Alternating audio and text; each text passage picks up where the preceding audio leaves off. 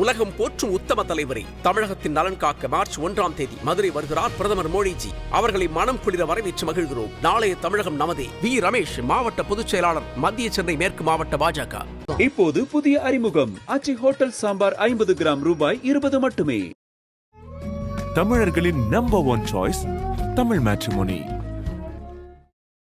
நம்மளுடைய பிரதமர் மோடி அவர்கள் இஸ்ரேலுக்கு சென்றிருக்கக்கூடிய இந்த பயணம் தொடர்பானது அது மிகவும் முக்கியமான ஒரு விஷயம். அவர் இந்த 2 நாள் அரசுமுறை பயணம் அப்படிங்கிறது, இதுல அவர் கையெழுத்து போடக்கூடிய விஷயங்கள் உள்ளிட்ட பல்வேறு செய்திகள் இருந்தாலும் இதோட அடிப்படை என்ன அப்படிங்கிறதுல இருந்து நம்ம அதை தொடங்கலாம்.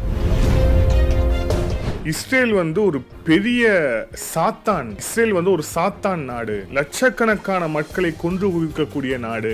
அந்த எல்லாத்துக்கும் காரணம் ஒற்றை நபர் தான், இஸ்ரேலோட அதிபர் பெஞ்சமின் நெத்தன்யாகு. இப்போ அங்க இஸ்ரேலுடைய பார்லிமெண்ட்ல பிரதமர் மோடி அவர்கள் பேசின அந்த பேச்சு, இந்த பேச்சு அப்படிங்கிறது மிக நிச்சயமாக நம்மளுடைய டெக்ஸ்ட் புக்ஸ்ல இனிமே வரக்கூடிய காலங்கள்ல இருக்கக்கூடிய ஒரு ஸ்பீச்சாக இருக்கும். இந்தியா இஸ்ரேலுடைய இந்த ரிலேஷன்ஷிப்ல ஒரு மைல்கல்லாக இருக்கும். ஏன் இவ்வளவு பில்டப் பண்றோம் அப்படின்னா, அந்த ஸ்பீச்சை படிக்கும் போது உங்களுக்கு தெரியக்கூடிய வாய்ப்பு இருக்கு. பாகிஸ்தான் வெர்சஸ் ஆப்கானிஸ்தான் ஏற்கனவே போயிட்டு இருக்கு இல்லையா? லண்டி கொடல் அப்படிங்கிற ஒரு பகுதி, பாகிஸ்தானுடைய ஒரு பகுதியில ஆப்கானிஸ்தானுடைய ராணுவம் மிக உக்கிரமான தாக்குதலை பாகிஸ்தானை நோக்கி நடத்தி இருக்கிறது. ஆத்ம நிர்பார் அப்படின்னு இந்த நபர்கள் கிண்டல் செய்யக்கூடிய விஷயம் அப்படிங்கிறது, நீ எல்லாம் உற்பத்தி பண்ணுவியா? அதுவும் குறிப்பா ரகுராம் ராஜன், முன்னாள் RBI உடைய கவர்னர், அவர் ஒரு பேட்டியில சொல்லும் போது, இந்தியா ஒரு நாளும் நம்ம மேனுஃபேக்சரிங் ஹப்பா, மேனுஃபேக்சரிங்ல நம்மளால முன்னுக்கு வர முடியாது. ஆதரணியர்களுக்கு அன்பு வணக்கம். மிகவும் முக்கியமான ஒரு செய்தியிலிருந்து நம்ம இந்த பதிவை தொடங்கலாம் அப்படின்ட்டு. 2வது, நேத்து நாம வெளியிட்ட இந்த பாகிஸ்தான் ஆப்கானிஸ்தான் வீடியோடைய கண்டினியூஷனும் இருக்கு, அதே மாதிரி வேறு சில விஷயங்களும் இருக்கு. முதல் விஷயம், நம்மளுடைய பிரதமர் மோடி அவர்கள் இஸ்ரேலுக்கு சென்றிருக்கக்கூடிய இந்த பயணம் தொடர்பானது அது மிகவும் முக்கியமான ஒரு விஷயம். அவர் இந்த 2 நாள் அரசுமுறை பயணம் அப்படிங்கிறது, இதுல அவர் கையெழுத்து போடக்கூடிய விஷயங்கள் உள்ளிட்ட பல்வேறு செய்திகள் இருந்தாலும் இதோட அடிப்படை என்ன அப்படிங்கிறதுல இருந்து நம்ம அதை தொடங்கலாம். இப்போ இஸ்ரேலை பத்தின ஒரு கட்டமைப்பு எப்படி இருக்கு உலகத்துல அப்படின்னா, இஸ்ரேல் ஒரு பெரிய சாத்தான். இஸ்ரேல் ஒரு சாத்தான் நாடு, லட்சக்கணக்கான மக்களை கொன்று குவிக்கக்கூடிய நாடு.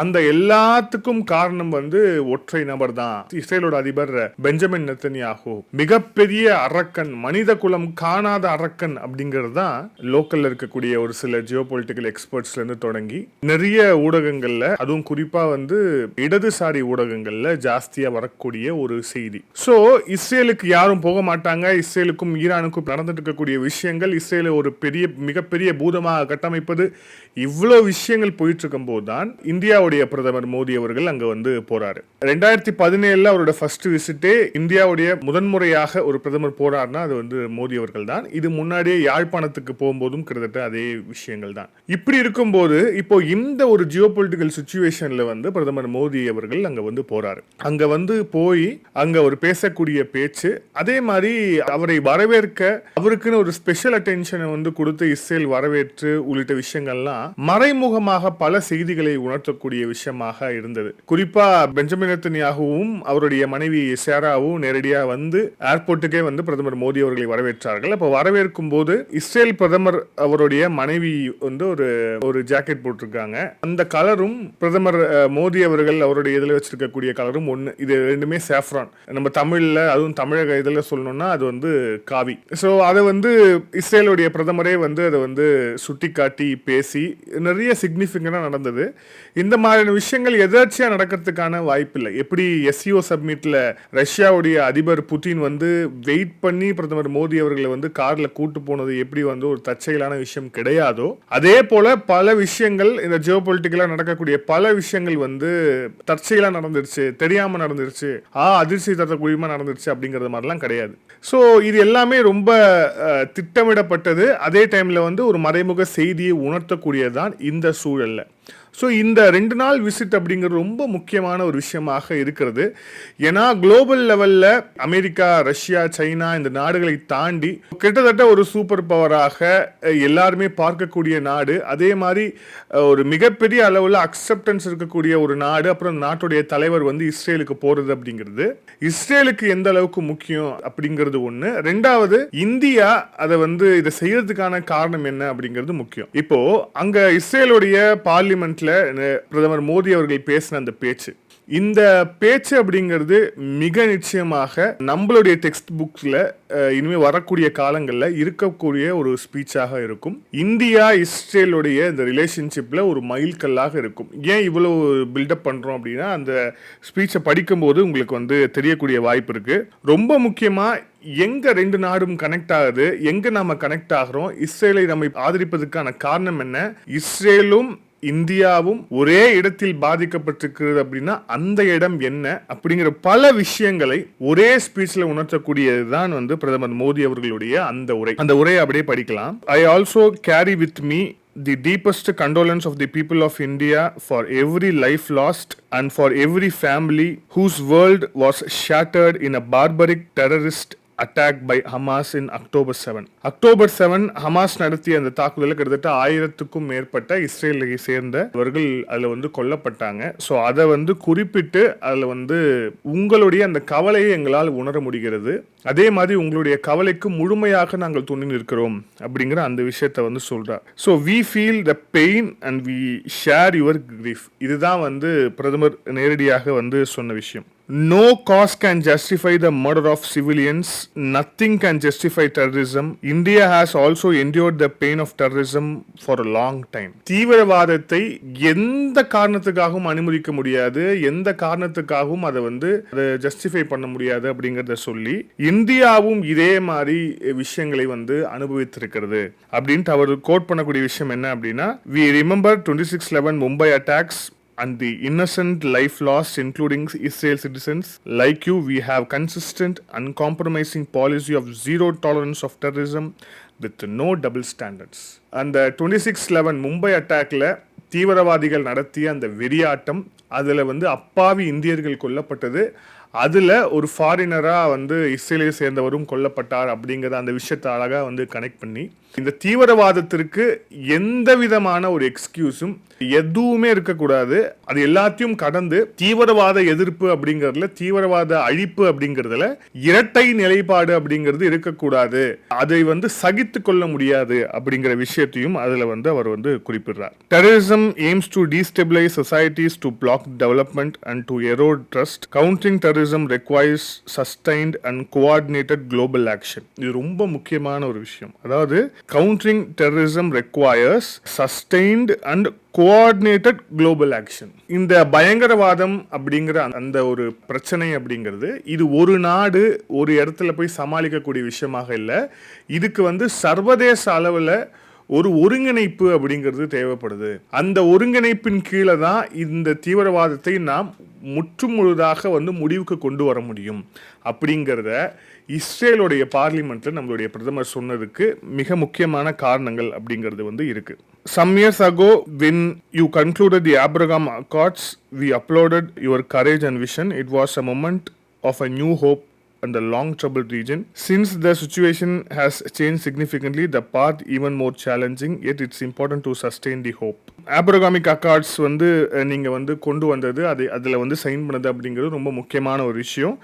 இந்த பிராந்தியத்துடைய அமைதிக்கும் ஒரு நீண்ட கால வளர்ச்சிக்கும் இது மிக முக்கியமான ஒரு விஷயம் அப்படிங்கிறத வந்து சொல்றாரு. India has expressed its firm support for initiative. We believe that it holds promise as just and a durable peace for all people of all religion, including addressing the Palestine issue. Let all our efforts be guided wisdom, courage, humanity. A road to peace is not just always easy, but India joins you and the world for dialogue, peace, stability in this region. இந்த பிராந்தியத்துடைய அமைதிக்கும் இந்த பிராந்தியத்துடைய வளம் அதுக்கப்புறம் வளர்ச்சிக்கும் India உங்களுடன் துணை நிற்கிறது, அதற்கான விஷயங்களை இந்தியா எப்பவுமே உங்களுக்கு வந்து துணை நின்று செஞ்சு கொடுக்கும் அப்படிங்கிற விஷயத்தை வந்து குறிப்பிட்டிருக்கிறார். மிக முக்கியமான ஒரு உரை. இந்த உரையில சொல்லும் போது இஸ்ரேலுக்கும் இந்தியாவுக்குமான ஒரு காமன் எனிமியா இங்க வந்து இந்த பயங்கரவாதம் அப்படிங்கிற விஷயத்தை வந்து ஃபிக்ஸ் பண்றார். இப்போ அவங்க பயங்கரவாதம்னு நினைக்கிறது இஸ்ரேலுக்கு மிகப்பெரிய ஒரு த்ரெட்டா இருக்கிறது ஈரான் இருக்கு. நமக்கு அஃப்கோர்ஸ் யாரு த்ரெட்டு அப்படிங்கிறது உலகத்துக்கே தெரியும், பாகிஸ்தான். இந்த ரெண்டுத்துக்குமான தொடர்பு என்ன அப்படிங்கிறதும் வந்து தெரியும். ஸோ இந்தியாவுக்கும் இஸ்ரேலுக்குமான அந்த காமன் பாயிண்ட் அப்படிங்கிறது இந்த தீவிரவாதத்தை எதிர்கொள்ளும் விதமாக இப்படிதான் இருக்கு அப்படிங்கிறத வந்து குறிப்பிட்டுட்டு இந்த விஷயத்தில் நம்ம ரெண்டு பேரும் ஒன்றிணைந்து செயல்பட வேண்டும் அப்படின்ட்டு வந்து சொல்றார். ஆபரேஷன் சிந்தூர் நேரத்தில் நம்ம யூஸ் பண்ண பல ட்ரோன்கள் இஸ்ரேல் தயாரித்து கொடுத்த ட்ரோன், அதே மாதிரி நம்ம யூஸ் பண்ண பல டெக்னாலஜிஸ் வந்து இஸ்ரேலோடைய உதவியோடு இந்தியாவும் கூட்டு முயற்சியாக செய்த டெக்னாலஜிஸ். ஏற்கனவே நம்ம இந்த ஆப்ரேஷன் சிந்தூரில் இஸ்ரேலுடைய அந்த நட்பு அப்படிங்கிறது பங்கு அப்படிங்கிறது மிக முக்கியமான ஒரு லெவலில் இருந்திருக்கு. ரெண்டு நாடுகள் மிக முக்கியமாக அந்த பாதுகாப்பு விஷயத்தில் இந்தியாவுக்கு துணை இருக்கக்கூடிய ரெண்டு நாடுகள் அப்படின்னா அது ஃபர்ஸ்ட் ரஷ்யா, செகண்ட் வந்து இஸ்ரேல். 1-2 பிரிக்க வேண்டாம், ரெண்டுமே சமமான ஒரு நிலையில் இருக்கக்கூடிய நாடுகளாக இருக்கிறது. இன்னும் இந்த ட்ரேட் டீல் அதுக்கப்புறம் இவங்க சைன் பண்ண போகிற விஷயங்கள் என்னென்ன விஷயங்கள் இருக்குது அப்படிங்கிறத நம்ம அடுத்தடுத்து பொறுத்திருந்து பார்ப்போம். ஆனால் இந்த ஸ்பீச் அப்படிங்கிறது மிகவும் முக்கியமானது. அதே டைமில் இப்போ நம்ம இஸ்ரேலுடைய பிரதமர் பெஞ்சமின் நெத்தன்யாஹுவோடைய ஒரு பழைய ஸ்பீச்சை நம்ம இங்கே கோட் பண்ண வேண்டியதாக இருக்குது. ரெண்டு விஷயம். ஒன்று, யூதர்கள் உலகத்தின் எல்லா மூலையிலும் கொடுமை செய்யப்பட்டார்கள், கொலை செய்யப்பட்டார்கள், வெறுக்கப்பட்டார்கள். ஆனால் இதுவரைக்கும் யூதர்கள் மீது எந்த வெறுப்பையும் கக்காத, கொலை செய்யாத, எங்களை ஆதரித்து நிற்கக்கூடிய ஒரே நாடு இந்தியா அப்படின்ட்டு பெஞ்சமின் நெத்தன்யாஹு அவர்கள் வந்து பேசியிருக்கிறார். ஸோ அந்த கனெக்ட் அப்படிங்கிறது வந்து எந்த அளவுக்கு இருக்குது அப்படிங்கிறத பார்க்குறோம். உலகத்தில் எல்லா மூலையிலும் எங்களுக்கு இந்த மாதிரியான கொடுமை நடந்தது, ஆனால் எங்களுக்கு எந்த விதமான கொடுமையும் நடக்காத, எங்களை வந்து நல்ல முறையில் எங்களை நடத்திய நாடு இந்தியா அப்படின்னு ஒரு கடந்த காலங்களில் பேசியிருப்பது அப்படிங்கிறது ஒரு நோட்டபிளான பாயிண்ட். கிட்டத்தட்ட அது அப்படியே கண்டினியூ ஆகுது அப்படிங்கிறத பார்க்குறோம். அதை ஒட்டியும் இப்போ அவரும் பேசியிருக்கிறார். ரெண்டாவது மிக முக்கியமான விஷயம் என்ன அப்படின்னா, இப்போ இஸ்ரேல் வந்து ஈரான் கையில் இருக்கக்கூடிய அந்த அணு ஆயுதத்தை மிகப்பெரிய ஒரு த்ரெட்டா பார்க்குது. ஸோ இதுக்கப்புறம் அவங்க எங்கே மூவ் ஆகிறாங்க அப்படின்னா துருக்கியை நோக்கி தான் இஸ்ரேல் வந்து மூவ் ஆகும். ஏன்னா துருக்கி அப்படிங்கிற அந்த நாடு கிட்டத்தட்ட அந்த மைண்ட் செட்டோட இஸ்ரேலை அணுகக்கூடிய ஒரு நாடாக வந்து இருக்கிறது. அந்த இனத்தை வந்து சபிக்கக்கூடிய, அந்த இனம் இருக்கக்கூடாது அப்படின்னு பேசக்கூடிய அளவுக்கு துருக்கியோட தலைவர்கள் இருக்காங்க அப்படிங்கிறதால, துருக்கி கிட்ட அந்த பலமும் இருக்கு அப்படிங்கிறதால மிக முக்கியமான ஒரு எனிமியா பார்க்குறாங்க. வெறும் துருக்கியை மட்டும் பார்க்கல, துருக்கி அப்படிங்கிறது ஒரு பலம் வாய்ந்த நாடு அப்படிங்கிறதால மட்டும் அதை பார்க்கல, அந்த ரீஜன் அதுக்கு எல்லாத்துக்குமே காரணம். ரெண்டாவது மிக முக்கியமான நாடு யாருன்னா பாகிஸ்தான்.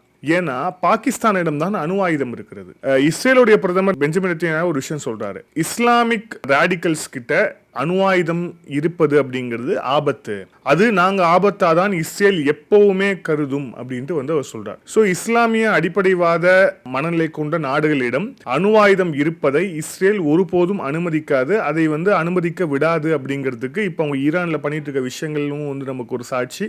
இப்போ அடுத்து அவங்க எங்க மூவ் ஆக போறாங்க அப்படிங்கிறது தெரியுது. அதற்கும் இந்தியாவுக்கும் தொடர்பு இருக்கா அப்படின்னா நம்ம பல விஷயங்களை கனெக்டிங் தி டாட்ஸ் போட்டாலும் நமக்கு வந்து தெரியக்கூடிய விஷயமாக இருக்கும். ஒன்று, இப்போ இஸ்ரேலுடைய அடுத்த அப்டேட்ஸ் நம்ம அடுத்த வீடியோல பார்ப்போம். ரெண்டாவது, நேற்றைய காணொலியோடைய ஒரு முக்கியமான ஒரு அப்டேட்ஸ் இருக்கு. பாகிஸ்தான் வெர்சஸ் ஆப்கானிஸ்தான் ஏற்கனவே போயிட்டு இருக்கு இல்லையா? ஸோ நேற்று நடைபெற்ற தாக்குதலை வந்து பார்ப்போம். லண்டி கொடல் அப்படிங்கிற ஒரு பகுதி, பாகிஸ்தானுடைய ஒரு பகுதியில் ஆப்கானிஸ்தானுடைய ராணுவம் மிக உக்கிரமான தாக்குதலை பாகிஸ்தானை நோக்கி நடத்தி இருக்கிறது. அதுவும் பாகிஸ்தான் உள்ளுக்குள்ளேயே வந்து தாக்குதல் நடத்தி இருக்கிறாங்க. வார்கா சர், மார்கோ சர், ஷாகோட் சர் உள்ளிட்ட பகுதிகளில் மிக பயங்கரமான ஃபயரிங் அப்படிங்கிறது வந்து நடந்திருக்கிறது. ஸோ இந்த சண்டே வந்து தாலிபான்கள் விடமாட்டாங்க, நம்ம போன காணொலியே சொல்லியிருந்தோம். அதை தான் அப்படியே வந்து கண்டினியூ ஆயிட்டு இருக்கு அப்படிங்கிறத பார்க்குறோம். பட் இது எல்லாமே ஓப்பன் சோர்ஸ் இன்டெலிஜென்ஸ்ல வரக்கூடிய தகவல்களாக வந்து இருக்கிறது. இதை வந்து இன்னும் ரெண்டு நாடுமே வந்து ஒப்புக்கொள்ளாத ஒரு சூழல் அப்படிங்கிறது இருக்கு. மிக நிச்சயமா வந்து பாகிஸ்தான் ஒப்புக்கொள்ளாதான் தெரியாது, ஆனால் மிக நிச்சயமா ஆப்கானிஸ்தான்ல இருந்து அந்த ஒப்புதல் செய்தி அப்படிங்கிறது வர இருக்கிறது. மிக நிச்சயமாக மிகப்பெரிய ஒரு தாக்குதலை பாகிஸ்தானை நோக்கி நடத்துவதற்கான ஒரு திட்டமிடலில் ஆப்கானிஸ்தான் இருக்கிறது அப்படிங்கிற அந்த ஒரு செய்தியை மட்டும் நம்மளால வந்து உணர்த்த முடியும். இப்போ நேற்று நடைபெற்றிருக்கக்கூடியது எல்லாமே ஒரு சின்ன சின்ன ஆபரேஷன்ஸா வந்து அங்கேயும் இங்கேயும் நடந்திருக்கு அந்த எல்லையில. இப்போ இதன் தொடர்ச்சியாக என்ன நடக்க போகுது அப்படிங்கிறத பார்க்கிறோம். இதை எதையுமே சமாளிக்கக்கூடிய இடத்தில் அந்த இஸ்லாமாபாத்ல இருக்கக்கூடிய முட்டாள் ஆட்சியாளர்கள் வந்து இல்லவே இல்லை. ஒரே நேரத்தில் ரெண்டு பக்கத்துல வந்து வார் ஃப்ரண்ட்டை வந்து ஓபன் பண்ணக்கூடிய அளவுக்கு புத்திசாலித்தனமான ஆட்சியாளர்கள் இஸ்லாமாபாத் ஆட்சியாளர்கள். ஒரு பக்கம் பலுச்சிஸ்தான் லிபரேஷன் ஆர்மி, அவங்க நேற்று இதே மாதிரி பலுச்சிஸ்தான் இருக்கக்கூடிய ஒரு பகுதியில் அவங்களுடைய பாகிஸ்தான் ராணுவத்தை நோக்கி அவங்களுடைய கான்வாயை நோக்கி தாக்குதல் நடத்தியிருக்கிறாங்க. டிடிபி நேற்று தாக்குதல் நடத்தியிருக்கிறாங்க. ஸோ பாகிஸ்தான்ல ஒரு மாகாணமாவது நிம்மதியா இருக்குதா அப்படின்னா மிக நிச்சயமாக இல்லை. பலுச்சிஸ்தான் கைபர் பக்துங்வால எரிஞ்சுகிட்டு இருக்கு. அதே மாதிரி 10 இவங்க இந்த எல்லையிலையும் வந்து இப்போ ஆப்கானிஸ்தான் கூட வந்து ஒரு மிகப்பெரிய ஒரு ஏழ்றையை வந்து கூட்டிட்டாங்க. இப்போ அது அடுத்தடுத்த நாள்ல என்ன ஆகும் அப்படிங்கிறது தெரியல. அதே மாதிரி அதுக்கு அப்படியே இன்னொரு சைடு வைஸ்ல பார்த்தோம் அப்படின்னா இந்த இண்டஸ் வாட்டர் ட்ரீட்டி அது போகக்கூடிய வழிபாதையில இந்த டேம் கன்ஸ்ட்ரக்ட் பண்றதுல மிக தீவிரமாக இறங்கி இருக்கிறது இந்தியா. ஸோ வந்து அந்த ப்ராசஸ் அங்க ஒரு பவர் பிளான்ட் அப்புறம் அந்த டேம் கட்டுறதுக்கான விஷயங்களை வந்து மிக தீவிரமாக இறங்கி இருக்கும். ஸோ அந்த மாதிரி நம்ம தண்ணியை ரெகுலேட் பண்ண ஆரம்பிச்சோம் அப்படின்னா பஞ்சாபும் சிந்து மாகாணமும் என்ன கதிக்கு ஆகும் அப்படிங்கிறது நம்ம அடுத்தடுத்த காணொலியில் இன்னும் விரிவாக அந்த விஷயங்களை வந்து பார்ப்போம். ஸோ இதுதான் மிக முக்கியமான ஒரு விஷயம். இப்போ இந்த பதிவோட இறுதியா நேற்று நம்ம சொன்ன மாதிரி நம்ம இந்தியாவை நோக்கி வைக்கக்கூடிய சந்தேகங்கள், குறிப்பாக வந்து இது வந்து ஒரு பிச்சைக்கார நாடு, இவனுங்களுக்கு வந்து ஆதாரம் வச்சு ஏமாத்துறானுங்க, இது எல்லாமே வந்து நம்ம மேல வைக்கக்கூடிய ஒரு கற்பிதம். இந்த ஸ்லம் டாக் அப்படிங்கிறது தான் வந்து ஸ்லம் டாக் மில்லியனர் அப்படிங்கிற அந்த படத்துக்கு ஆஸ்கர் அவார்டு கொடுத்த உடனே எல்லாம் சில்லறையை செதற விட்டாங்க. ஆனா அப்படி ஒரு அவார்டு கொடுக்கப்பட்டது அப்படிங்கிறது நம்மளுடைய படைப்பை உயர்த்துவதற்காகவா இல்லை இவனுங்க தான் இப்படிதான் அப்படிங்கிறதை வந்து சொல்வதற்காகவா அப்படிங்கிற பல கேள்விகள் அதுக்கப்புறம் வந்து எழுந்தது. இப்போ அதே மாதிரி நம்மை நோக்கி பல விஷயங்கள் இவங்க வந்து இப்படிதான், இது இவங்க சும்மா செய்யறாங்க, இதெல்லாம் இவங்க வந்து பிரோஜனமே கிடையாது, இவங்க போய் சூப்பர் பவரா, இவனுங்க என்ன பண்ணிட்டு இருந்தானுங்க தெரியுமா, இவனுக்கு ஒரு காலத்துல சாப்பாட்டுக்கே வழியில தெரியுமா, இப்படியான விஷயங்கள் குறிப்பாக இந்த மேற்குலக நாடுகளும் சரி ஒரு சில இடதுசாரி ஊடகங்களும் சரி தொடர்ச்சியாக இந்த விஷயத்தை வந்து சொல்லிட்டு இருக்கிறாங்க. அதுல மிக முக்கியமான ஒரு விஷயம் என்ன அப்படின்னா ஆத்ம நிர்பார் பாரத், அதாவது சுயசார்பு இந்தியா. இந்தியா வந்து வெறும் நாங்க வந்து சர்வீஸ் செக்டார்ல மட்டும் முன்னணியில் இல்லை, நாங்க வந்து உற்பத்தி துறையிலும் எங்களால் வந்து சாதிக்க முடியும் அப்படிங்கிறத காட்டுறதுக்கான ஒரு சின்ன இனிஷியேட்டிவா 2014 பிறகு மோடி கவர்மெண்ட் வந்து இதை வந்து கொண்டு வந்தாங்க. இப்போ அதோட விஷயம் என்னவா இருக்குன்னா இது இந்தியாலாம் தயாரிக்க முடியுமா, மேட் இன் இந்தியா ப்ராடக்ட்ஸ்லாம் எவ்வளவு மட்டமா இருக்கும் தெரியுமா அப்படின்னு யார் பேசுவானா, சைனா பேசுவாங்க. ஏன்னா சைனா ப்ராடக்ட்ஸ்லாம் நம்ம எப்படி நமக்கு தெரியும் இல்லையா, அந்த கம்போடியா இந்த யுத்தத்திலே பார்த்தோம் அவங்களுடைய ஆயுதத்துடைய லட்சணம் என்ன அப்படின்னு.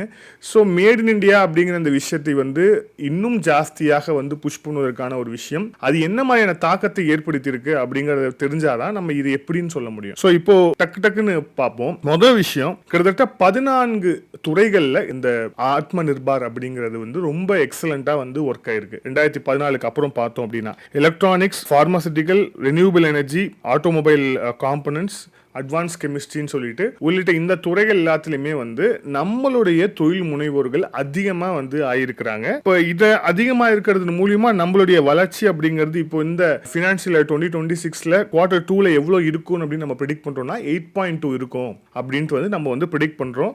இந்த ஜிடிபிக்கும் இப்போ இந்த ஆத்ம நிர்பாருக்கும் அதுல உருவான தொழில் முனைவோருக்கும் அவர்கள் நடத்தி வரும் தொழிலுக்கும் மிக நிச்சயமாக ஒரு கனெக்ஷன் அப்படிங்கிறது இருக்கு. இப்போ இது மூலியமா வேற வேற விஷயங்கள் என்னென்ன ஆயிருக்கு, குறிப்பா சொல்லணும் அப்படின்னா இந்த ஆத்ம நிர்பார் புஷ் கிடைச்சதுக்கு அப்புறம் இந்த அன்எம்ப்ளாய்மெண்ட் ரேஷியோ, வேலையில்லா திண்டாட்டம் அப்படிங்கிறது கிட்டத்தட்ட 4.7% அப்படிங்கிறது வந்து குறைந்திருக்கிறது. அதே நேரத்தில் நம்ம இங்க தயாரிச்சு எங்க அனுப்புறோம், வெளிநாடுகளுக்கு அனுப்புறோம். இங்க தயாரிச்சு நம்ம லோக்கல் மார்க்கெட்ஸ்ல வந்து பயன்படுத்தக்கூடிய விஷயங்கள் இருந்தாலும் கூட நம்ம எக்ஸ்போர்ட் பண்றோம். இந்த எக்ஸ்போர்ட் அப்படிங்கிறது வந்து எந்த அளவுக்கு உயர்ந்து இருக்கு அப்படின்னா $38.13 பில்லியன் வந்து நம்ம வந்து எக்ஸ்போர்ட் பண்ணியிருக்கிறோம். இது வந்து நவம்பர் 2025க்கான டேட்டா. இப்போ இதை தாண்டி எலக்ட்ரானிக்ஸ்ல மிக முக்கியமான ஒரு ஆதிக்கத்தை நோக்கி இப்போ இந்தியா வந்து நகர்ந்து கொண்டிருக்கிறது. எலக்ட்ரானிக்ஸ்ல உச்சகட்ட ஆதிக்கத்தில் இருக்கக்கூடிய நாடு சைனா, அது எல்லாருக்குமே தெரிஞ்ச ஒரு விஷயம் தான். ஆனால் சைனாவுடைய உற்பத்தி ஜாஸ்தியாக இருக்குமே தவிர அவங்க மீதான கிரெடிபிலிட்டி இருக்கா அப்படின்னா மிக நிச்சயமாக வந்து கிரெடிபிலிட்டி அப்படிங்கிறது மிக மோசமான ஒரு நிலையில் இருக்கிறது. அவங்க கிரெடிபிலிட்டிக்கு வந்து ஒரு கரும்புள்ளி குத்துனது அப்படிங்கிறது இந்த கொரோனா வைரஸ் தான். இப்போ எலக்ட்ரானிக்ஸ்லையும் இந்த ஆத்ம நிர்பார் மூலியமா ஒரு புஷ் கிடைச்சிருக்கு. அதுவும் கிட்டத்தட்ட சொல்லணும் அப்படின்னா கிட்டத்தட்ட வருடத்திற்கு வருடம் 42% இந்த எலக்ட்ரானிக்ஸ் பொருளை வந்து உருவாக்குவதற்கான தொழில் முனைவோர்கள் நம்ம இந்தியாவில் வந்து வந்துட்டு இருக்கிறாங்க. அதனால இப்போ என்ன ஆயிருக்கு அப்படின்னா 2014ஆம் ஆண்டு 38,000 கோடி ரூபாய்க்கு நம்ம வந்து எக்ஸ்போர்ட் பண்ணியிருந்தோம் எலக்ட்ரானிக் ப்ராடக்ட்ஸ். ஆனா இப்ப அந்த 38,000 கோடி அப்படிங்கிறது 3,27,000 கோடி ரூபாயாக அது வந்து உயர்ந்து இருக்கிறது. சோ இந்த எலக்ட்ரானிக்ஸ் நம்ம எக்ஸ்போர்ட் பண்றது அப்படிங்கிறது 38,000 கோடியிலிருந்து 3,27,000 கோடிக்கு வந்து நம்ம உயர்ந்து இருக்கு அப்படிங்கிறத பார்க்கிறோம். இது வந்து ஒரு கிராஜுவலான வந்து ஒரு growth-ஆக இது வந்து இருக்கிறது. சரி, இப்போ எக்ஸ்போர்ட் பண்றதால என்ன ஆகும் அப்படின்னா நம்மளுடைய அந்நிய செலவாணி அப்படிங்கிறது ஃபாரின் எக்ஸ்சேஞ்ச் அப்படிங்கிறது அதுவும் அதிகரிப்போம். இப்போ இதனால ஏற்பட்ட இந்த ஃபாரின் எக்ஸ்சேஞ்ச் புஷ் அப்படின்னு பார்த்தோம் அப்படின்னா $686 பில்லியன் அப்படிங்கிறது இதனால ஏற்பட்டிருக்கக்கூடிய மிக முக்கியமான ஒரு புஷ்ஷா இருக்கு. ஸோ அதுக்கப்புறம் வந்து ஆப்பிள் நிறுவனம் இங்க வந்து கிட்டத்தட்ட $10 பில்லியன் அளவிலான ஆப்பிள் போன்ஸை வந்து உற்பத்தி பண்ணி அவங்க வந்து வெளிநாடுகளுக்கு அவங்க வந்து இங்கிருந்து வந்து போயிட்டு இருக்கு அப்படிங்கிறத பார்க்குறோம். அதை தாண்டி நம்மளுடைய இன்ஜினியரிங் செக்டார்லையும் இந்த எக்ஸ்போர்ட் அப்படிங்கிறது வந்து ஜாஸ்தியா இருக்கு. அதோட நம்பர்ஸ் பார்த்தோம் அப்படின்னா $116 மில்லியன் அப்படிங்கிறது அதுல நம்மளுடைய எக்ஸ்போர்ட்னு பார்ப்போம். ஸோ ஆத்ம நிர்பார் அப்படின்னு வந்து இந்த நபர்கள் கிண்டல் செய்யக்கூடிய விஷயம் அப்படிங்கிறது, நீ எல்லாம் உற்பத்தி பண்ணுவியா? அதுவும் குறிப்பா எனக்கு இன்னும் நல்லா ஞாபகம் இருக்கு, Raghuram Rajan, if I am correct, முன்னாள் RBI உடைய கவர்னர், நல்ல மனுஷன் தான், நிறைய புத்தகங்கள்லாம் எழுதியிருக்கிறாரு. அவர் ஒரு பேட்டியில் சொல்லும்போது இந்தியா ஒரு நாளும் வந்து நம்ம வந்து மேனுஃபேக்சரிங் ஹப்பா, மேனுஃபேக்சரிங்கில் நம்மளால் வந்து முன்னுக்கு வர முடியாது, நம்ம வந்து ஃபுல் அண்ட் ஃபுல் வந்து சர்வீஸ் செக்டாரில் தான் நம்ம வந்து ஜொலிக்க முடியும் அப்படின்ற அந்த ஒரு சிந்தனை கொண்ட ஒரு எக்கனாமிஸ்ட் தான். ஒரு எக்கனாமிஸ்ட்டுக்கு ஒரு சிந்தனை இருக்கும். ஆனால் இந்த சிந்தனைக்கு மாறாக இந்தியாவாலும் தயாரிக்க முடியும், இந்தியர்களாலும் தயாரிக்க முடியும், மேட் இன் இந்தியா அப்படிங்கிற அந்த ப்ராடக்ட்ஸ் வந்து இப்போ வந்து உலக அளவில் எந்த அளவுக்கு வந்து போயிட்டு இருக்கு அப்படிங்கிறத பார்க்குறோம். இது வெறும் இந்த ஆத்ம நிர்பார் அப்படிங்கிறது இது எல்லாத்தையுமே உள்ளடக்கியது. இப்போ எந்த அளவுக்கு நம்ம போயிட்டோம் அப்படின்னா நம்மளுடைய மிசைல்ஸ்லேருந்து நம்மளுடைய ஆயுதங்கள், நம்மளுடைய ஏர் டிஃபென்ஸ் சிஸ்டம் உள்ளிட்ட பல்வேறு விஷயங்களை பல்வேறு நாடுகள் இப்போ கேட்டு அவங்க வாங்க தொடங்கி இருக்கிறாங்க, பிரம்மோஸ் உட்பட. இது எல்லாமே இந்த ஆத்ம நிர்பார்லேருந்து வரக்கூடிய விஷயங்களாக இருக்கிறது. இதுலேருந்து வந்த தொழில் முனைவோர் அதுலேருந்து வந்த விஷயங்களாக இருக்கிறது. இந்தியாவாலும் தயாரிக்க முடியும், தயாரிப்பில் முதன்மை இடத்துக்கு நோக்கி நகர முடியும் அப்படிங்கிறத இது உணர்த்தக்கூடிய விஷயமா இருக்கிறது. இதனால வந்து நாளைக்கு யாராவது இந்த ஆத்ம நிர்பாரா உங்களாலாம் வந்து ஒன்றும் பண்ண முடியாது, நீங்கள் பண்ணுறதெல்லாம் இப்படி தான் அப்படின்னு கிண்டல் அடித்தோம் அப்படின்னா அது அப்படிலாம் கிடையாது அப்படிங்கிறதுக்காக தான் இத்தனை டேட்டாஸும் வந்து இருக்குது. மீண்டும் இன்னொரு காணொலியில் அடுத்த விஷயங்களோட வந்து உங்களை மீட் பண்ணுறேன். அதுவரை நன்றி, வணக்கம்.